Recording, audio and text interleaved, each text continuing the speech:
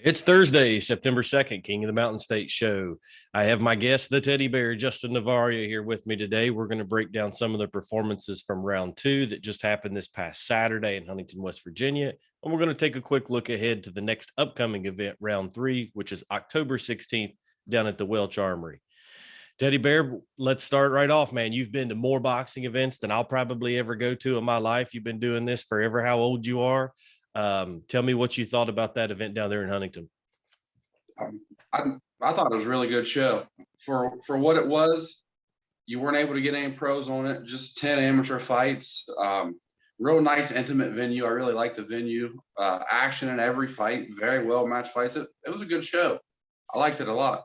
Yeah, like you said, for an all amateur card, these guys, if you didn't know they were amateurs, you would have thought these were some pros the way they all showed up, made weight, carried themselves, all that kind of stuff. The fights were evenly matched. You see a lot of amateurs where guys got 100 fights and a guy's got 4 fights. We didn't do any of that. It was all turned out really good. Did you get a chance to watch any of the fights maybe after Matt fought? Yeah, I watched every heavyweight fight after Matt. And we got to watch a couple light heavyweight fights beforehand, but then we had to go back to the dressing room. Commission was being kind of strict about us being back here. So I know some of these guys in the light heavyweights that are like street beefs guys, and then you also know the guys who's been in USA boxing. Like you're kind of the link in between those two worlds. Now that you've seen them match up against each other and you saw who won that kind of stuff, what did you take away from those matchups, seeing the two different styles?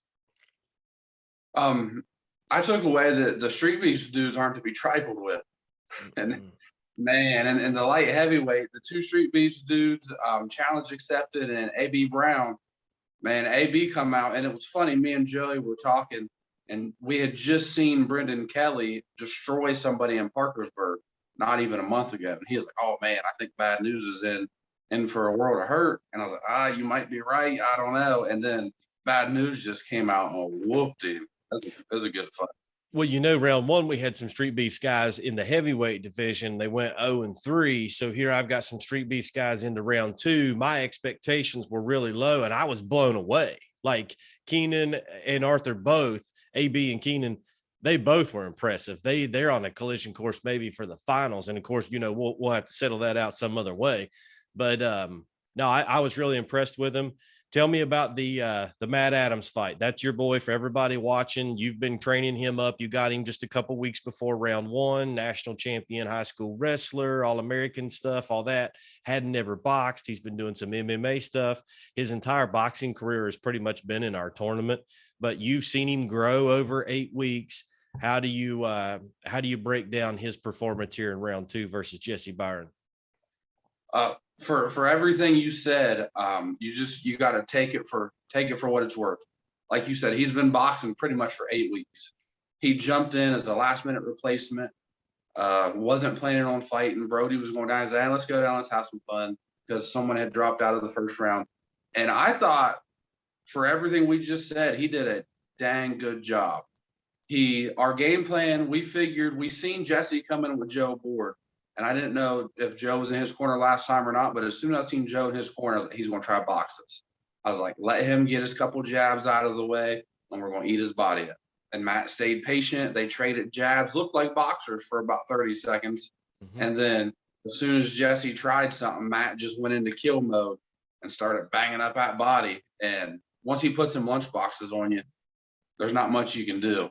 He's so awkward, aggressive.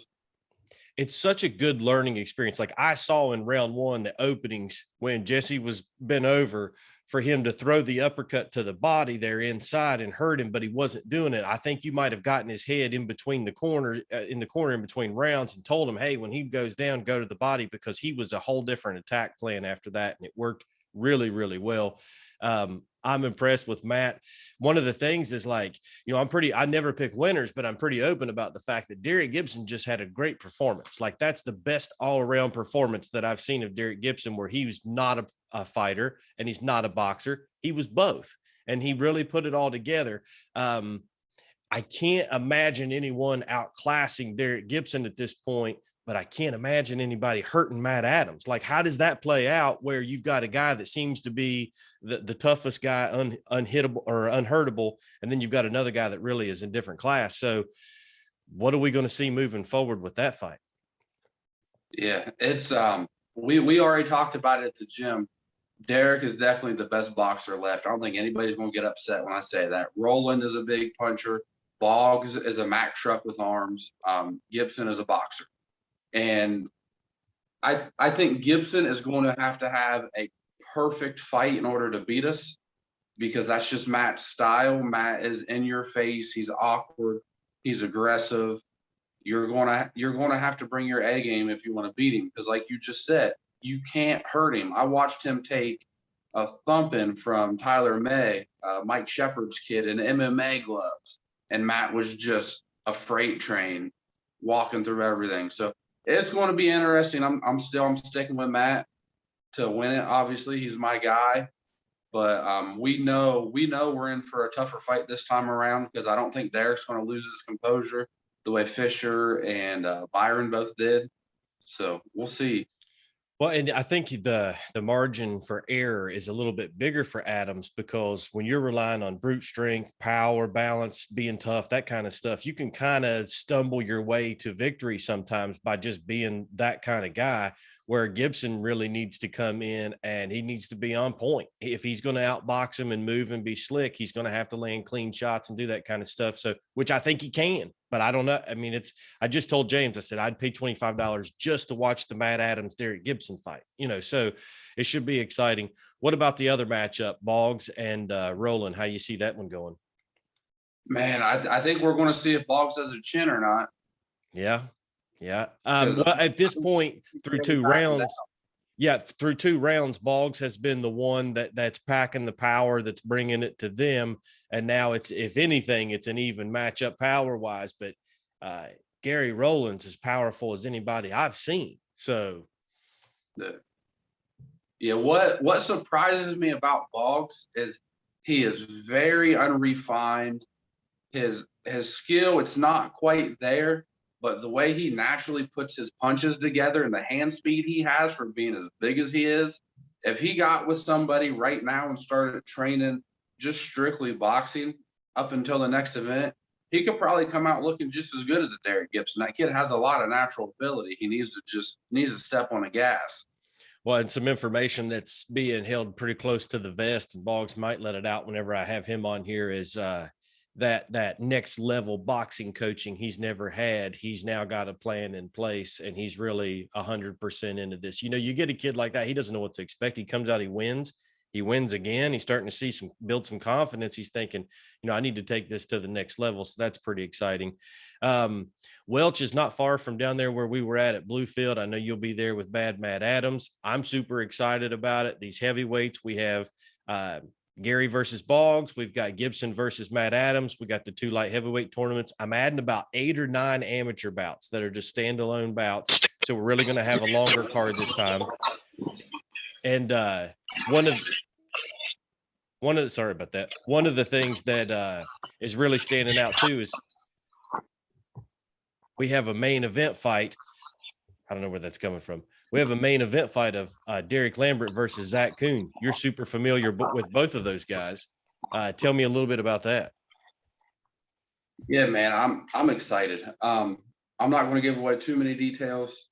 I recently got to see Zach work, and he's looking like the King Zach Kuhn of old that I knew when we were 15, 16 years old, that was fighting the Emmanuel Taylors of the world and guys like that. If you don't know who Emmanuel Taylor is, he's fought Adrian Broner and a bunch of other top-level waterweights, and Zach fought him 3 or 4 different times. I think he even beat him once.